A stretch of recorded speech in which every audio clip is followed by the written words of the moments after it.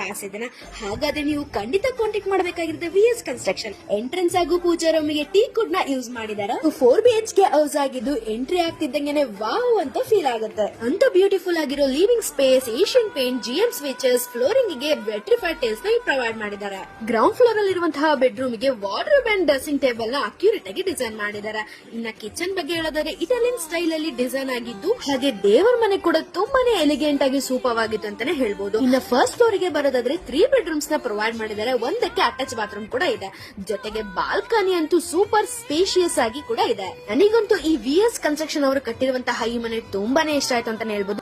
ಒಂದು ಒಳ್ಳೆ ಮನೆಯನ್ನ ಬೇಕು ಅಂತ ಆಸೆ ಪಡೋರಿಗೆ ಒಂದು VS ಕನ್ಸ್ಟ್ರಕ್ಷನ್ ಕನಸಿನ ಮನೆ ಅಂತ ಏನಿತ್ತಲ್ಲ ಅದು ನನಗೆ ಈಡೇರಿದೆ.